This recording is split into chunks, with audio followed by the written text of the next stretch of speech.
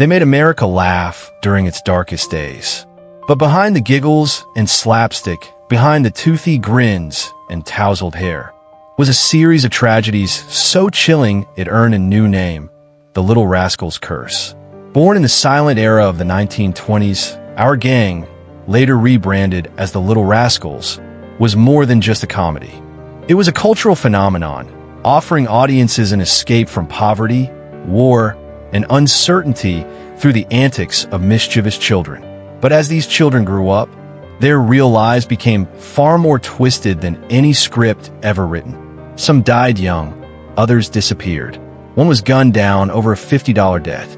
Another vanished into alcoholism and wasn't identified until decades after his death. Stardom had given them fame, but never peace. So what happened to the kids who once brought joy to millions? How did the American dream turn into an American nightmare for Hollywood's youngest stars? Stay with us as we uncover the tragic, often forgotten stories behind the Little Rascals, where every laugh came at a deadly price. 1. Carl Switzer, Alfalfa. He wasn't just a child actor. He was the face of our gang, the sweet-voiced troublemaker with the iconic cowlick and wide-eyed innocence.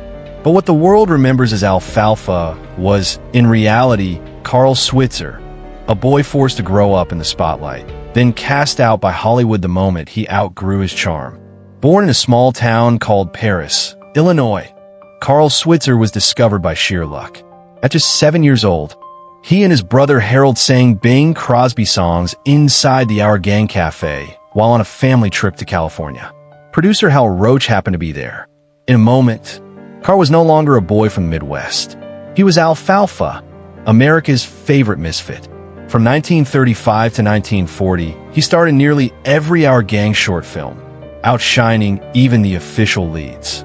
Off-screen, though, Carl was known for his mischievous and sometimes mean-spirited pranks, irritating his fellow child actors.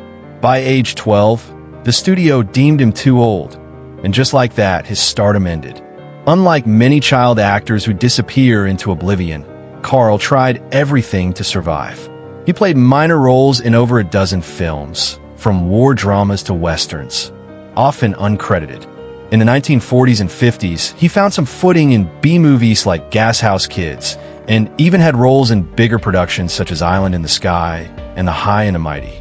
But the fame he once knew never returned. Behind the screen, his life was unraveling. A short-lived marriage to Diantha Collingwood ended in divorce. He lost custody of their son and drifted into jobs far from Hollywood. Bartending, dog training, guiding hunting trips for celebrities like Roy Rogers and James Stewart.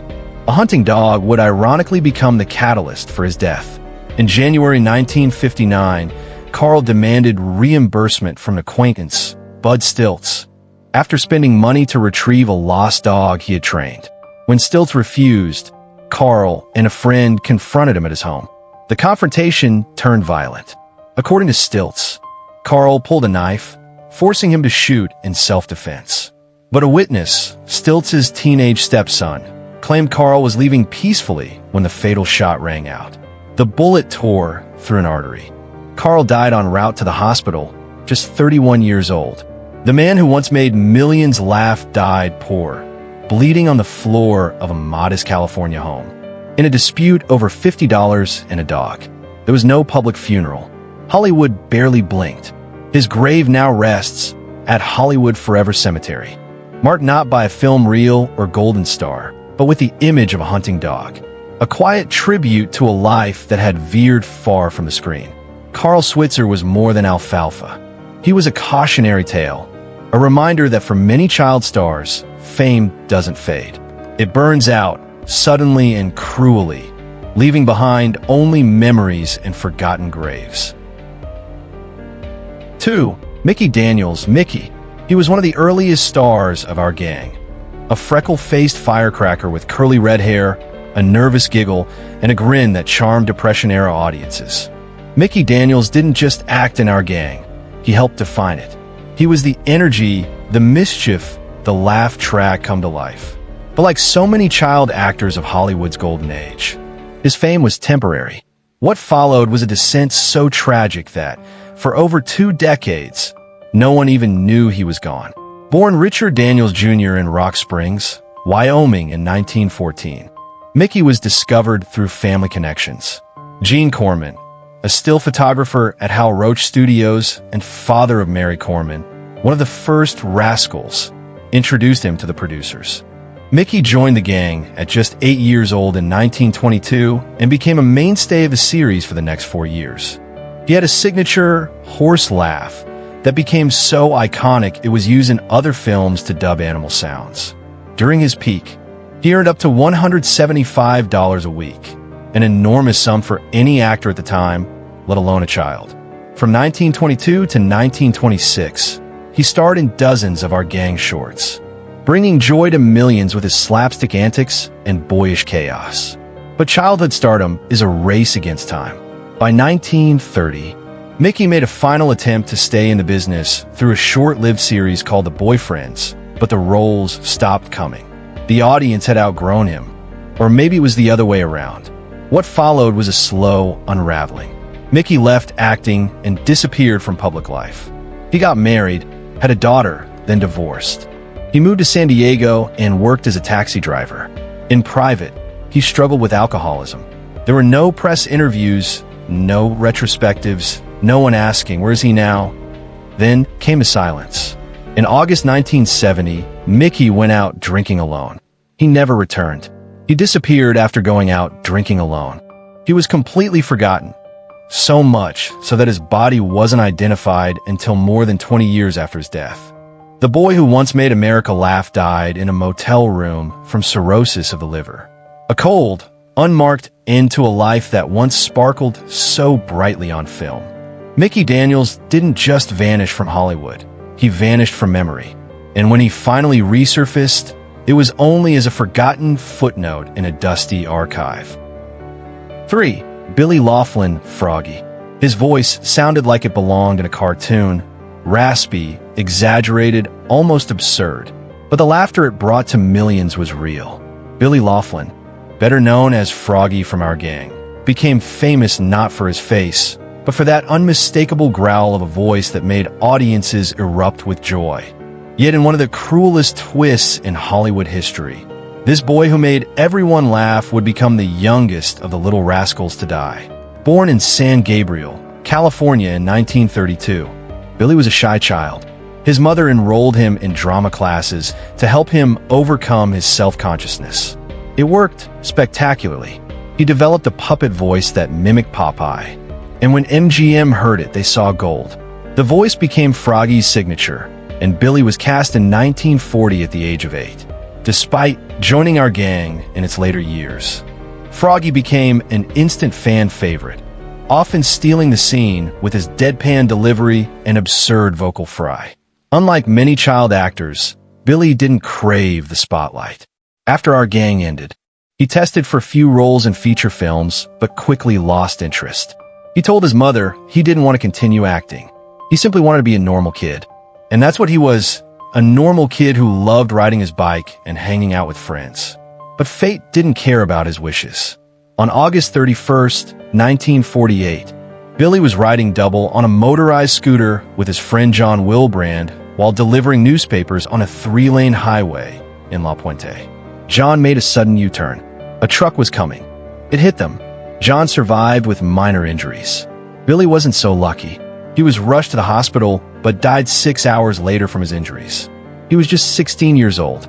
There was no Hollywood tribute, no media circus, just a funeral at Rose Hills Memorial Park and a tombstone that read, "Our beloved son, William R. Laughlin, our gang Froggy 1932 to 1948. Buried under the name William, remembered forever as Froggy." For many, he was a punchline. For others, a favorite childhood memory. But to those who knew him, he was a quiet, thoughtful boy who happened to make millions laugh, then disappear before the world ever really got to know him. 4. Darla Hood. Darla.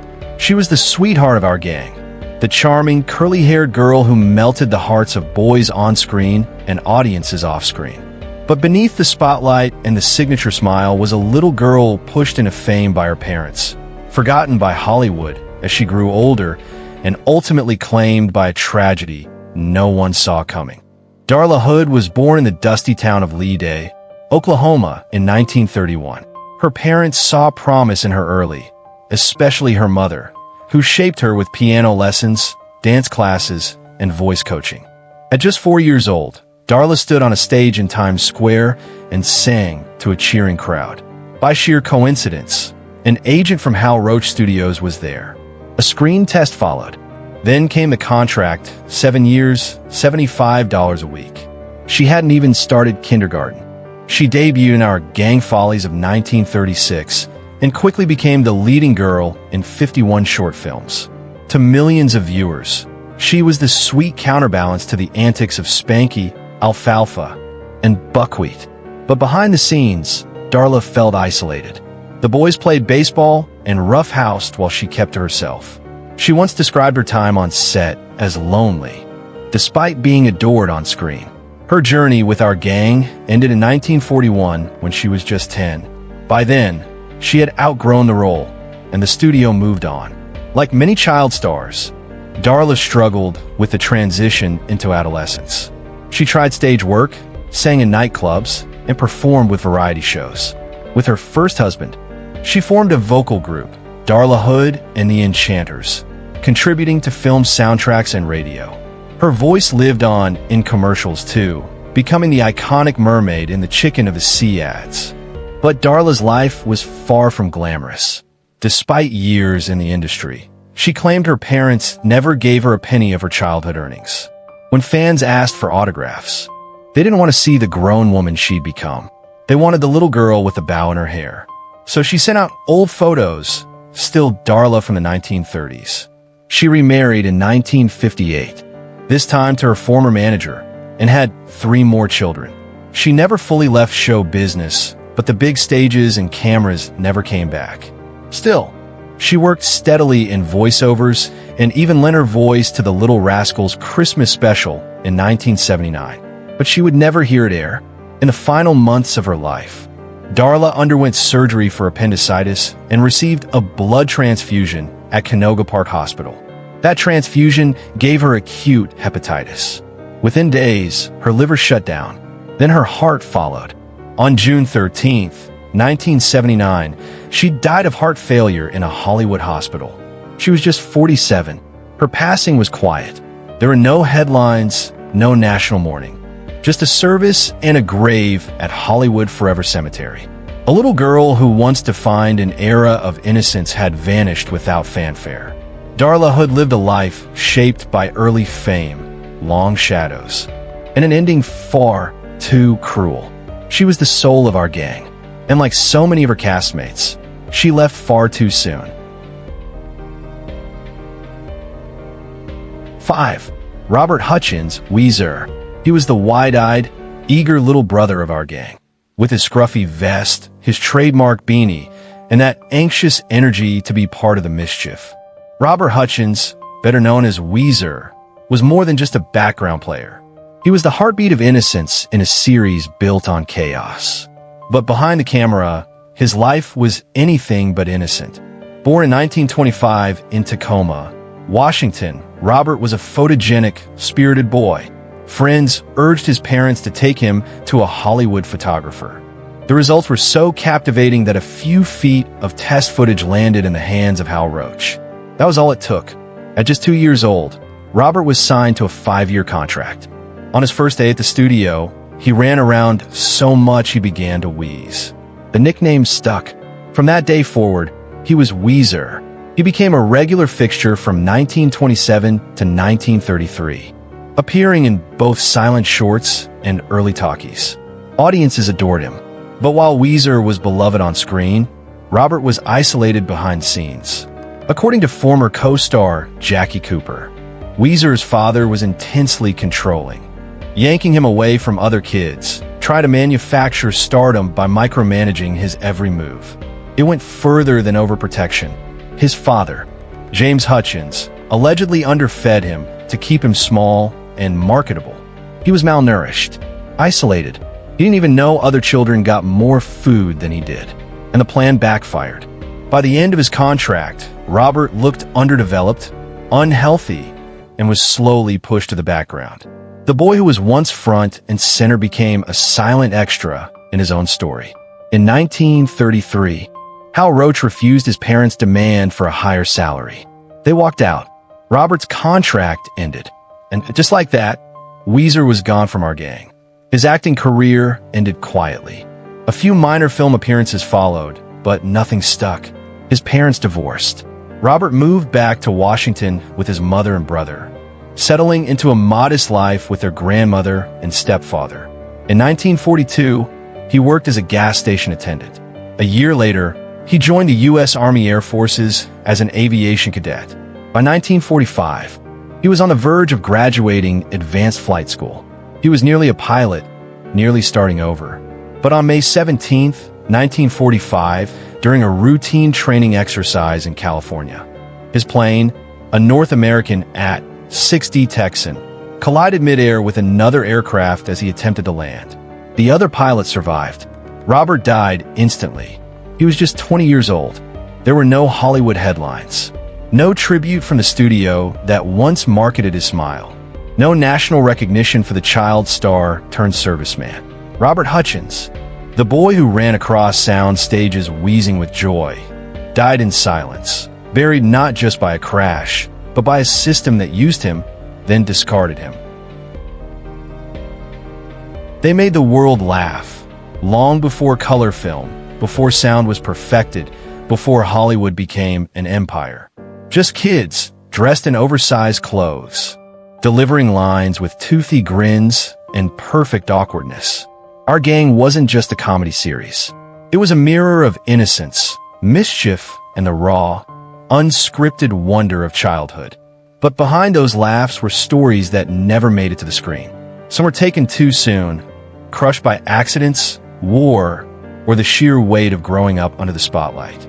Others faded quietly, living full lives far from the cameras, far from the fame. A few died in silence, their deaths unknown for decades. Yet they all shared something extraordinary. For one fleeting moment, they were part of something bigger than themselves. They helped create a world that felt timeless, a world that still makes people smile a century later.